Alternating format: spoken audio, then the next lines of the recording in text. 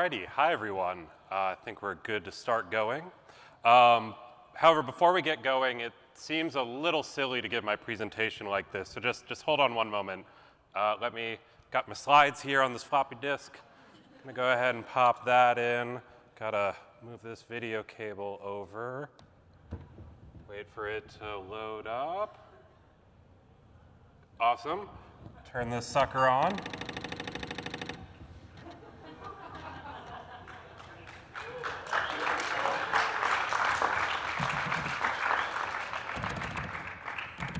One moment. Now if we go ahead and run the catalog command, get a list of everything on the disk. Got my slides there, so I'll run the binary run command and run the program with my slides. Now it's going to take a little bit because it has to load a whole 8 kilobytes of slides into memory. The actual program, which I wrote in assembly to present these slides, is 241 bytes long.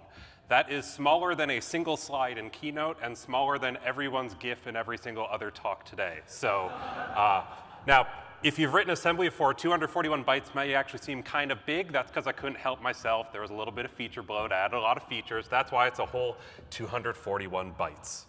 Alrighty. So, a little bit about myself. My name's Colin Fulton. I'm a software developer at a company called Duo Security. We're a cloud security company. Fantastic place to work. I absolutely love working at Duo. And we are currently hiring. So if you are interested in doing nothing at all related to this, but doing cloud security, feel free to talk to me afterwards. Now, to answer the elephant in the room. Yes, this is an Apple IIc up here on stage with me. The Apple IIc is one of the later variants of the Apple II. It's the compact version.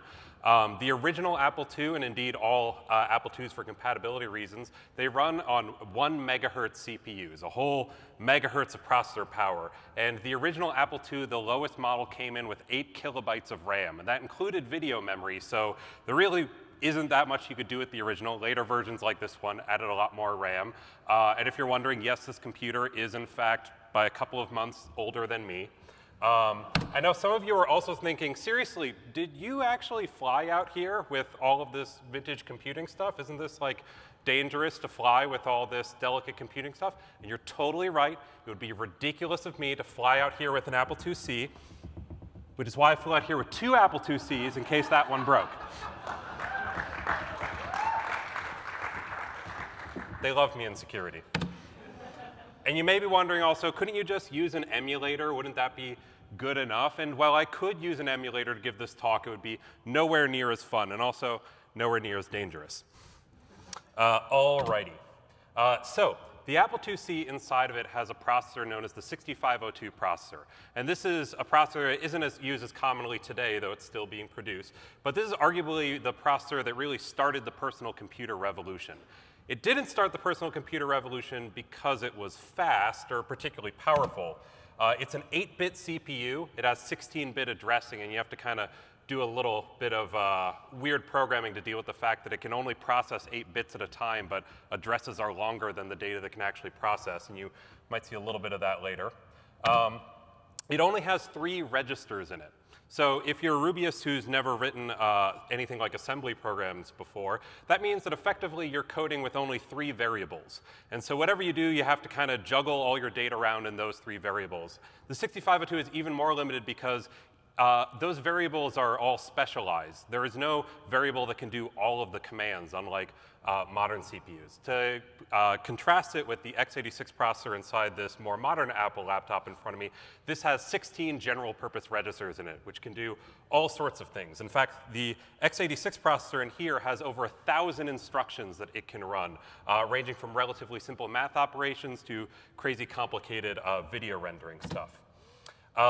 It's worth noting, for those of you who are interested, because you're limited to 3 registers, the creator of the 6502 gave you sort of a special first page in memory. So the first 256 bytes in memory, there are special commands for accessing that part of memory, which run faster than any of the other memory commands. And so even though you only have 3 registers, you do have a special segment in memory that you can kind of use like virtual registers instead.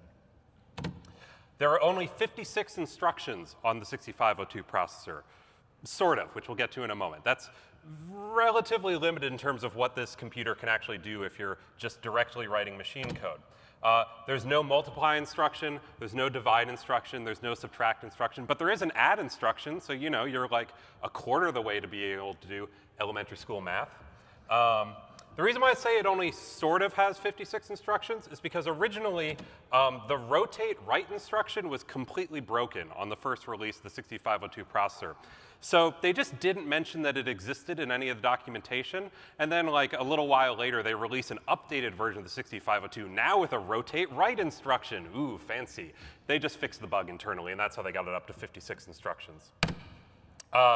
The reason why the 6502 was the computer used in the Apple II, got used in the Commodore 64, the Nintendo Entertainment System, and dozens and dozens of personal computers at the very start of the personal computer revolution is because it was relatively fast. It couldn't do very much, but what it did quickly, and it was cheap. When it initially came out, it was actually 1/6 the price of all the competing CPUs out there, which really annoyed a lot of the competitors like Intel and Motorola. And so what they ended up having to do was slashing the price of their CPUs to try and match what the 6502 could do. So what is it like to program on this relatively limited machine? Well, I'd like to do a Helloworld program, but do it in the same way that Steve Wozniak wrote the original BASIC interpreter, which is to say we're going to do it entirely in machine code with only a very, very basic monitor program to directly manipulate memory. So if it's the year 1977, you don't have a computer to do a lot of your development work, most likely, because, well, you know, cheap computers hadn't really been invented yet. So the first thing you're going to do is you're going to get out pencil and paper and plan out what is it that I want the computer to do, and think through it ahead of time using the old-fashioned way. So if we want to print something out to the screen, there are a number of different ways we can do this. The algorithm that I'm going to use here is that first we're going to initialize one of the registers inside the memory with the length of the string that we want to print out. Then we are going to load a character from the string from memory. So we're going to store our string somewhere in memory. We're going to load one of the characters of that string into another register. We're then going to go ahead and store that character from that register into video memory. We can just directly write characters to the screen by directly writing to RAM. This is not necessarily, it's a faster way to do it, but there are other subroutines inside which will do this in a slightly easier way. The fourth thing that we need to do, we're going to decrement that string length register because we just printed out one character, so now we're going to go to the character before that character, so we decrement it. And we need to next check if we're at the end of the string. So the next thing we're going to do is check if we're at the end of the string. We're going to branch back to we're going to just end the program. And if we're not at the end of the string, if we haven't gotten to 0 string length yet, we're going to go back to step 2 and continue just kind of spitting out characters onto the screen until eventually reach the end. Finally, when this loop completes, it's the end of the program, we can go ahead and return. So we have our plan for what the code looks like. So now we actually need to write it. So what you'd do at this point is you'd get out a book or a pamphlet which has all the various machine code instructions written out on it. So here's all the instructions that the machines can do and the hexadecimal value associated with every instruction. And now we need to write those to memory. Now, Steve Wozniak, actually, when he was creating the Apple II, he created a program which he called the Mini Monitor, which actually is embedded in all Apple IIs after the initial one, and lets you directly edit memory. And this is what he used to implement the first version of BASIC. So what it is like to program this way. Alrighty, so what I'm going to go ahead and do, hit the M key. That's a little shortcut which lets me exit into the Mini Monitor. We have this lovely prompt. What can we do in here? Well, we can read bytes from memory. So if I type in the character 9, we can say that the 9th byte in memory is 01. Awesome. Now we can also read ranges. So if I say 10 to 20, so 10.20, it'll read out a range in memory, and we can look at memory that way. So we can read from memory. How do we write to it? Well, we're going to start our program by writing at the 800th byte, and then the colon lets the Mini Monitor know that, OK, everything after this is going to be hexadecimal values that I want to write starting at the 800th byte in memory. So remember, the first thing that we wanted to do was load the Y register with the length of the string. Now, the load Y with a literal value instruction is A0.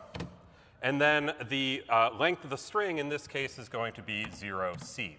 So next we want to load the A register with a value directly out of memory, wherever we happen to be storing our string, and we want to offset it by whatever value is in y. And the load from memory with an offset of y into the A register instruction, I hope it has a better name than that. However, it's luckily very easy to write. It's just B9. Then we need the address in memory that we're going to be reading from, and that's going to be 0B and then 08, because we're doing little endian. All right. Now we get to the exciting part, writing the rest of the program. I think you all can see where this is going, so I'm first going to type in 99, then 33, then 06, then 88, then D0, then F7. Obviously, we need to terminate this program, so we're going to type in, a 60. Alrighty, now we get to the exciting part, and if any of you happen to know the character encoding in here, no spoilers, we're going to type in 48, and then 49, and then 60, relatively uninteresting, but then we get to the fun part. Oh, right, we're going to do 52, 55, 42, then 59, and this next part, I think, everyone can guess that you got your 43 and your 4F, and then your 4E, and then your 46, and then we're going to get a little bit spicy and exciting, 61. I assume that the captioning right now just looks glorious. Alrighty, so we've written our program, we're going to hit enter, and we've now written all of that to memory. Now to run this program, I'm first going to clear the screen out a little bit, give a little room for this text we're going to write. If anyone knows a better way to do that, please let me know. To run the program, we have to tell the mini monitor where we want to start in memory, and then so here we want to start at 8, the start of our program, and then the G character says execute starting at that line. Now, if we did everything right, hey!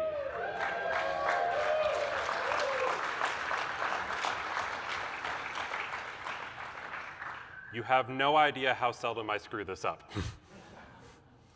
I lie. It's very often, very often. I get this wrong in practice all the time. All right, so we have a program. The mini monitor actually lets us disassemble the program to read it in a more human-readable format. So we can say 800L and look at our program. It looks kind of like a confusing jumble of stuff, but if we look right here, on the left-hand side, we have a column of addresses in memory. We then have all the bytes in those addresses in memory. And then here are those instructions we wrote. So we initially loaded Y with a literal hexadecimal value of C. And then we loaded the A register, which whatever was in this address, offset by Y. We then stored A at this address in memory, offset by Y, et cetera, et cetera, et cetera, et cetera.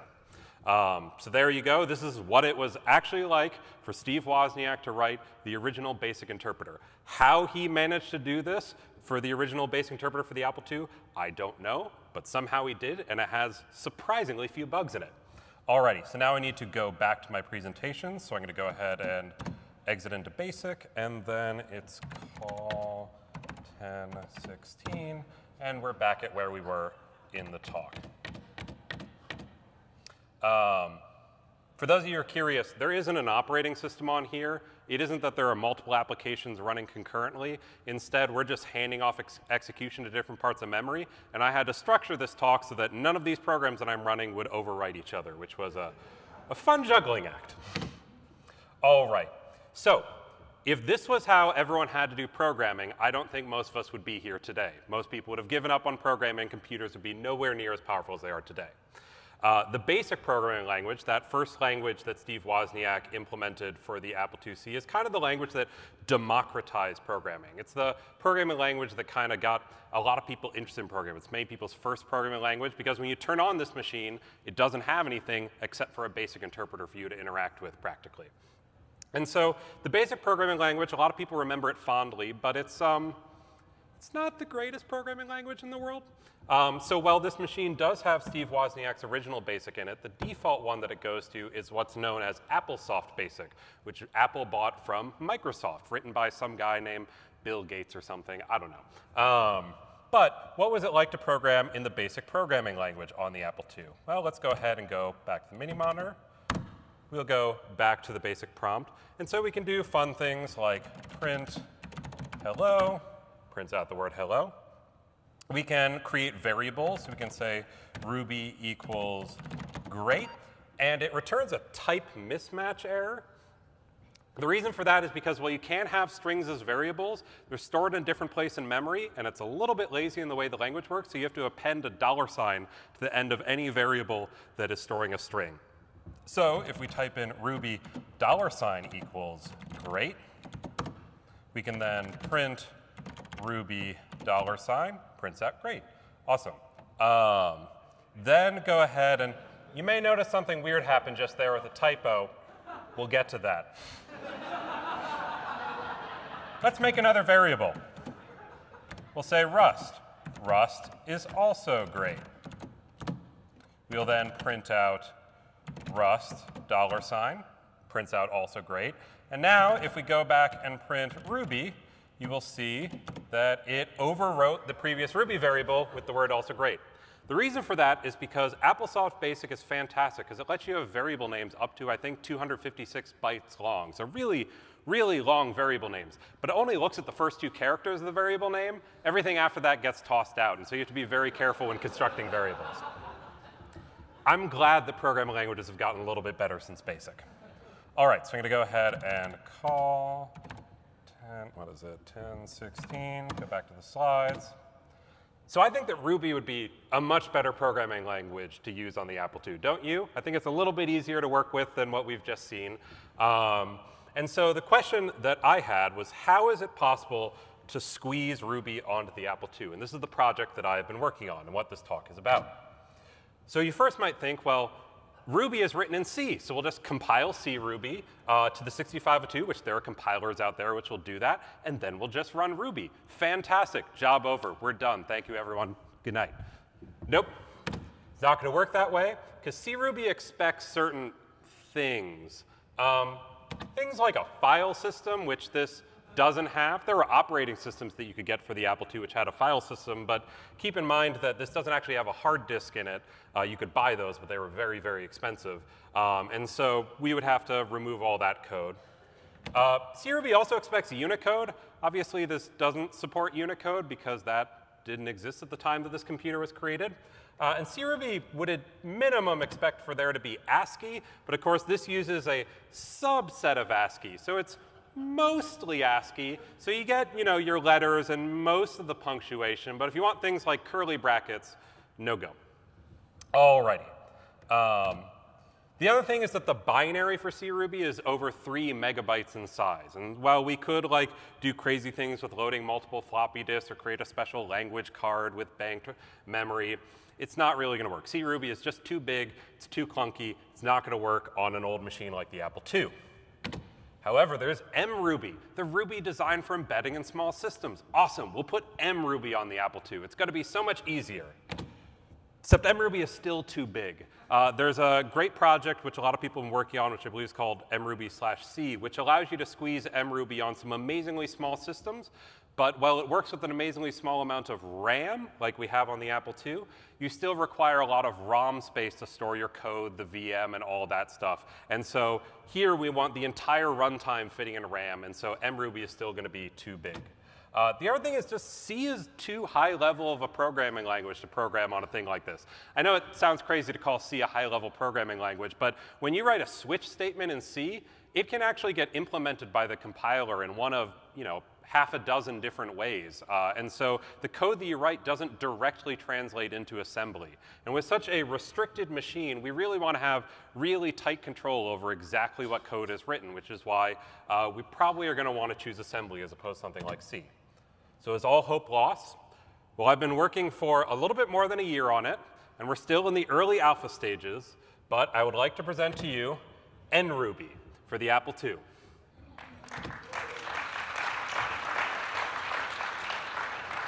nRuby brings you all the joys of Ruby, but it's really small, really, really small. It's not going to be it's not going to have perfect feature parity with Ruby, but it still has a lot of the features that make Ruby a great programming language. You can have a total of 256 objects, so many objects. I mean, sure, that's fewer objects than you get when you run an empty Ruby program because of all the stuff that Ruby does initially. But still, with 256 objects, you can do dozens of different things.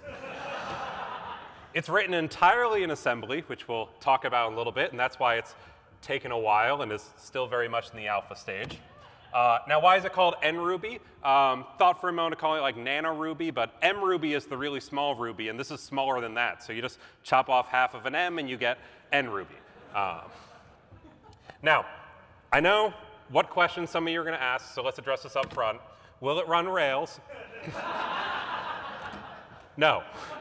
Why would you ask that? Now, if someone, once we get to maybe the beta state or 1.0, if someone wants to implement like a nano version of Rails to run within this, that would be amazing, though I'm not sure if it's even possible to do it with all the restrictions that are in here. But hey, we can try.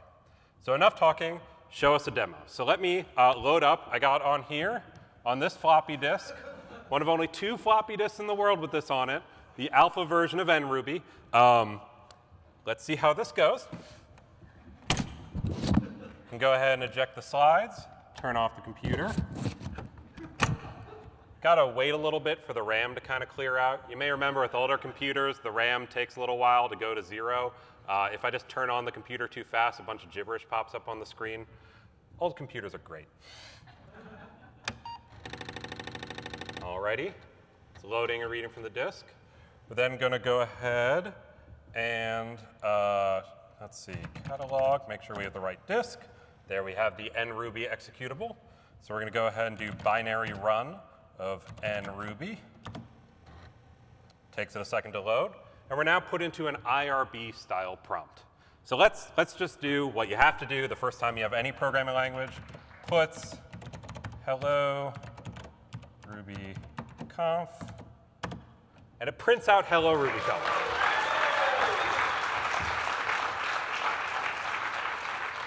Well, this may seem like a relatively simple program.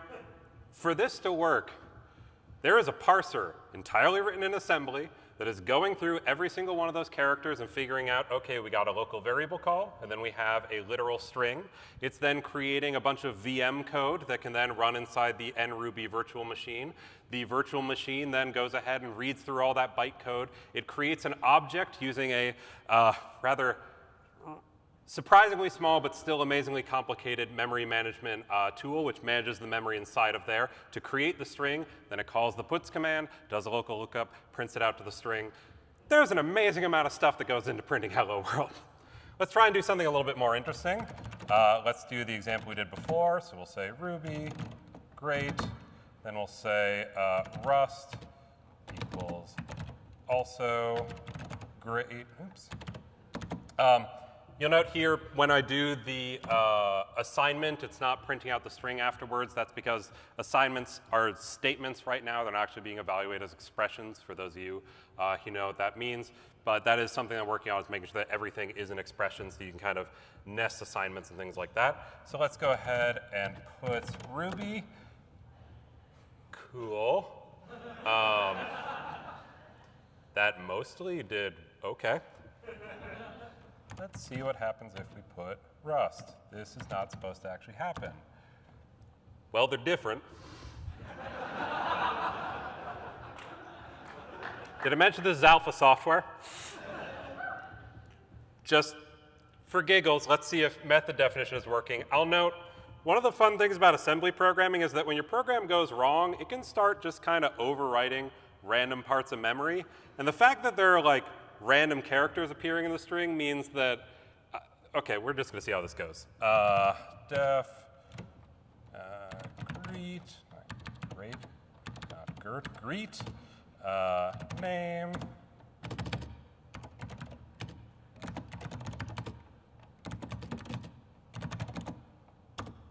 That's not good that it printed out hello.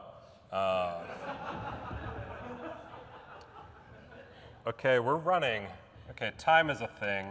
Let's go back to the slides. I'm sorry, everyone. This is the problem with alpha software. However, if you're interested, I had my Twitter handle up there before. I am going to be posting updates with NRuby as it gets developed. So I'm sorry if you're waiting to use like NRuby in production. as I just accidentally demonstrated, it's clearly not quite production ready. But let's go ahead and go back to the slides so we can talk about the internals, at least the bits that work apparently. Let's turn off.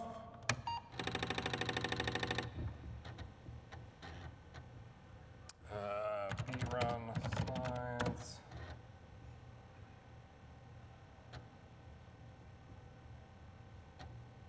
All right, now we'll skip ahead. All right, so last thing, for those of you who are kind of technically inclined, I want to give you a little bit of a peek underneath the hood of NRuby and how does it actually implemented inside of there.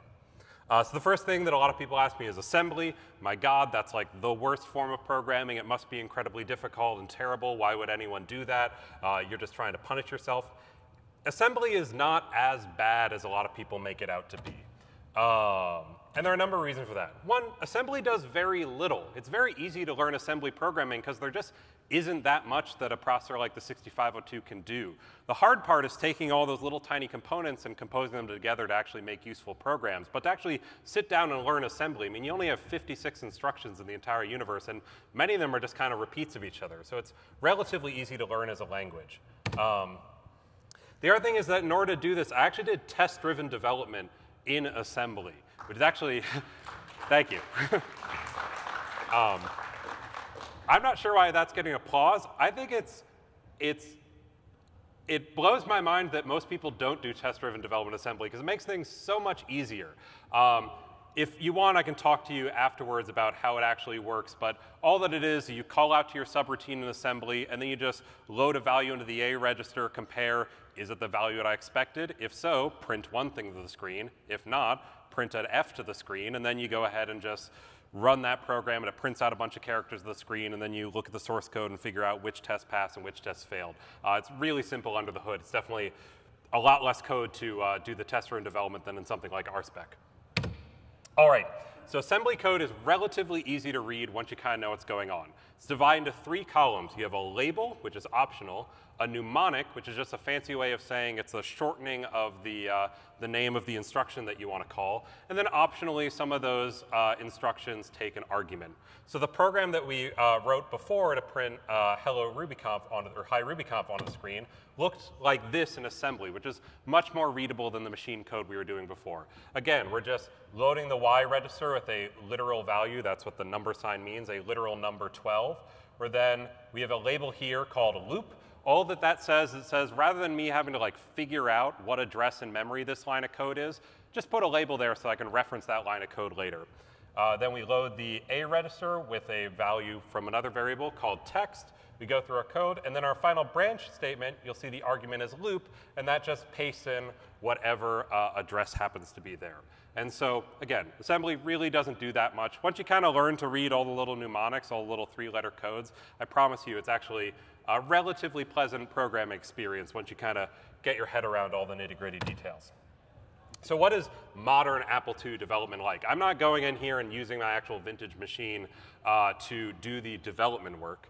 I'm using an emulator called the Virtual 2 emulator. It's fun because it actually simulates all the clicky-clacky noises, and it has a reasonably good debugger which lets you kind of visualize everything inside a RAM and let you kind of step through your program step by step. Having a debugger is very, very important for this so you can actually walk through your program and see what it's actually doing, because when it goes out of control, it really goes out of control, as you guys saw.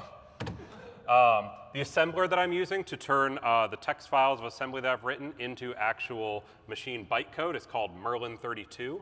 I really like Merlin32 because it's relatively simple to use. It's also the descendant of a whole line of assemblers. There was Merlin 16, Merlin 8, and then the original Merlin. And the original one was actually written back in the 1980s for the Apple II. So this comes from a lineage of like people actually doing real programming work on the Apple II. Another option is the CC65 assembler. That's an assembler which is specifically designed for compiling C code to the 6502 processor for things like the Commodore 64 and the Apple II. However, CC65 also has an assembler in it, so you can use that. I found it to be a lot more difficult to use, so that's why I went with Merlin, but it's another thing that you can look into. I use a program called Apple Commander to take that binary and turn it into a disk image. Apple Commander happens to be written in Java. I don't know why, but hey, it's a command line utility. It works with, it takes binaries and puts them onto virtual disks, and so whatever works well for me. I then use a program called ADT Pro to transfer the disk image from my computer to the actual Apple II. Obviously, there's no USB port in the Apple II, so I need this USB to serial port adapter, which ADT recognizes. But of course, this doesn't actually have a RS-232 serial port in it. So I also need this serial port to null modem cable. I hope I don't lose this, because there's like one person that I could find that still makes these things. So how does NRuby manage memory? That's an interesting topic to talk about, because that's one of the main things that Ruby does for us. It lets us write programs without dealing with all the nitty-gritty stuff like managing memories. We can just write our code and have fun. 6502 memory is divided into pages of 256 bytes. What I've done internally is I've taken 16 of those pages and said these are where we're going to basically store our heap. This is the space where all the objects are going to be stored. I take each one of those 256 byte pages and divide it up into 16 byte long slots. Each one of those slots contains 16 bytes, and so we have 16 of them. And then each one of those can be given a single byte to give it a unique value, which means when referencing objects, I only need a single byte to reference where that object or where that slice of an object is stored in memory. Now, the way I initially implemented this was I went ahead and just numbered all the bytes in order. So page 0 started with slot 00, then slot 01, then slot 02, et cetera, et cetera, et cetera. So now I needed to write a program which could go ahead and take these slot addresses and translate them to actual addresses so that I could reference things in memory. So let's say we have a slot ID of CF. With the layout that I described to you, that translates to page 0C and byte F0 on that particular page. So those are the hexadecimal values. We need to turn CF into F0 and 0C. And if you look there, there's something very nice that happened.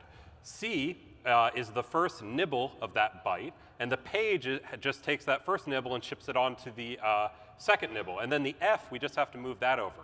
So all that we need to do to translate our slot ID into an address in memory is just do a bunch of arithmetic shift operations. And so what we do is we use TAX, which just saves off the A register, which is where we're storing the ID. We perform a bunch of arithmetic shifts. That gives us the slot byte address. Then we perform a bunch of arithmetic shift writes, and that gives us the slot page address. And now we've translated that number into an actual address in memory. Awesome. However, this is a lot of code. I mean, no, it doesn't look like it. To me, this kind of irked me. Like, I have all these shift operations. This seems like there's a more efficient way to do this. So I sat down and looked at this for a while and realized that we can get a little bit more clever. So as I mentioned, what I had done is laid out things column by column. But what would happen if instead we laid out things row by row? So the first slot is going to be page 0, slot 0. And then the second slot, instead of being page 0, slot 1, is going to be page 1, slot 0. And we go across each row. And so now all of our objects are striped in memory. And so then once we get to the end of our 16 pages, we loop back and store in the second row in the second byte in each page in memory and go through all that. And now all that we've done is we've taken our IDs from POR and just rotated them 90 degrees. So with our old algorithm, CF, that ID, translated to page 0C, byte F0, like we talked before. With our new algorithm, it translates to 0F, C0. Now the C and the F are in the exact same nibble. That means instead of having to shift them over, we just need to replace each nibble with a 0, and then we can go ahead and do it. And so our new assembly code looks like this. We can replace all of those arithmetic shift operations and logical shift operations with just an AND with F0 and an AND with 0F to zero out that part of memory. Keep all the rest of the same code. And this means we go from all this code to all this code, which is a significant amount faster. Alrighty. If you got lost there, don't worry. It confused me when I was writing it, certainly. However, the great thing about test-driven development was I had tests that had the right values and the expectations, so I could just keep hacking on the code until eventually I got it working. All right, so what's next for NRuby? Obviously, I need to finish NRuby, get to that mythical version 1.0 state and pass the current alpha state that it's in. And I need to release it to GitHub. The reason why it's not on there now is because some of the build tools that I have on there are technically not open source. They're freely available, but they're not open source. And so I need to actually pull out some code inside of NRuby that currently is using stuff which seems like it might be in a bit of a licensing gray area. I'd also love to get NRuby working on other processors like the MSP430. MSP430 I find interesting because, one, it's a modern processor, which you can still get today. Two, it's a heck of a lot easier to program for than the 6502. It has subtraction, which is amazing. Oh, I wish I had subtraction. The other cool thing with the MSP430 is that you can get very, very, very low power MSP430 processors, which means potentially if we can port NRuby to an MSP430 type platform, we could take a lemon, put a zinc plate in it and a copper plate on it, wire that up to the processor, and run Ruby programs off of a lemon. For everyone who says that Ruby is really inefficient and power hungry, this would prove them wrong. All right. There also are other computers that run the 6502 that one day I'd love to get NRuby on. This includes the Nintendo Entertainment System, which is kind of right now my holy grail for NRuby because it would be amazing to write games in Ruby on the NES, but it only has 2 kilobytes of RAM, but it has 40 kilobytes of ROM space, so we might be able to hack something together, though we might have to give up all 256 objects and have even fewer objects. But one day I want to get it there. And what's next for you? If you're interested in this kind of stuff, if you enjoyed this talk, where can you go to learn more? Well, I have some recommendations. If you want to learn more, there's a talk called Reverse Engineering the MOS 6502. It is an incredibly technical deep dive into, like, they stripped away the top of the chip and read out where all the transistors are and figured out exactly how the 6502 processor works.